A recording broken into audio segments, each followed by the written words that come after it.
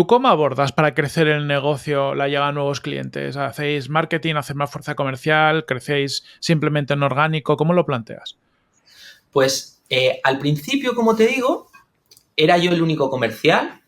Bueno, yo hacía de todo, como haces cuando empiezas, pero yo era el único comercial y hacía mucho, pues intentar buscar apps grandes que me gustaran y ofrecer mis servicios. Lo que pasa es que no lo conseguíamos. Era muy difícil que alguien grande confiara en nosotros.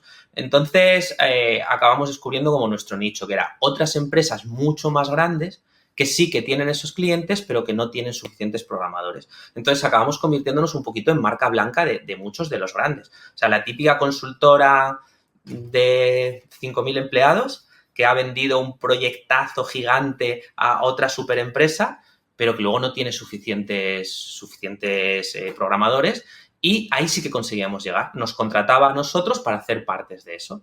Entonces mi estrategia pasó a ser: voy a buscar a todas las empresas que ya hacen aplicaciones en España y voy a ofrecerles mis servicios para sus clientes finales. Y eso fue relativamente sencillo, porque al final me saqué alguna lista de todas las que había, que puede haber 1.000, no, ni siquiera, igual hay 500, y fui escribiéndolas uno a uno. Y luego en Valencia, que es más sencillo, que había 10 o así, intenté reunirme con todos los directores, CEOs, en función de cómo fueran de grandes, de todas ellas. Y eso me fue súper bien. Hay mucha gente que piensa que hablar con la competencia como que es malo, pero es la leche. Y además la gente es súper generosa, al menos en mi experiencia. O sea, yo me iba cuando éramos nada, 3 o 4. Me iba a una empresa que eran 15, que para mí eso era espectacular. Y le decía al CEO que si se podía reunir conmigo, al fundador, y la mayoría de las veces me decía que sí. Me iba a tomar una Coca-Cola con él y me contaba todo. Pues haz de esta manera, de esta manera, de esta manera, como muy generoso.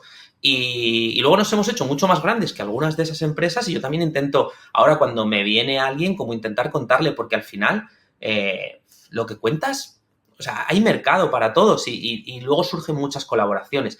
Y con muchos de esos nos acabaron subcontratando a nosotros. Entonces al principio lo hacíamos mucho por ahí y por empresas más pequeñitas.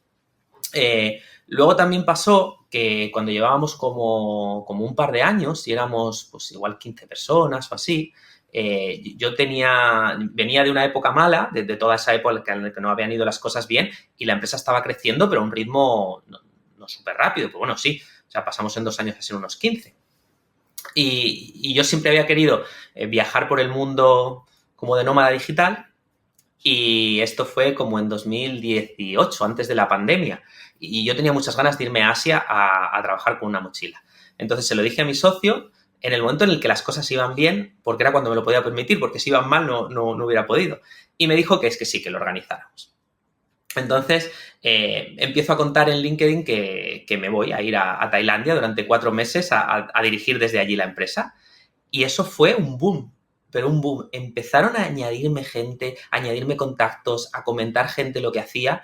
Y curiosamente, sin que yo estuviera diciendo vendo apps, cuando me fui, vendía más que estando aquí. Porque eso se iba haciendo viral, y te juro que no fue pensado, ¿eh? O sea, os juro que fue... O sea, yo estaba contando lo que hacía, o sea, sí que luego lo aprovechaba, por supuesto, pero no fue como una estrategia, sino que fue: yo me voy, me parece interesante contarlo, y mucha gente se sentía identificada al final. Decía, pues, yo estoy aquí en mi trabajo todos los días y me encantaría poder hacer así una cosa, y siempre he dicho que no puedo, que es imposible, y si este tío ha podido hacerlo, ¿por qué no puedo hacerlo yo? Y un montón de gente me empezó a decir: oye, desde voy a dejar mi trabajo y voy a dedicarme a esto, que les decía, ten cuidado, hasta pues me voy a coger un mes y lo voy a hacer, mi mes de vacaciones lo junto, hasta me voy a coger una excedencia 3 meses e irme. Y ahí empezamos a vender bastante, pues por gente que llegaba directamente a mí, que me decía: oye, quiero hacer, mira.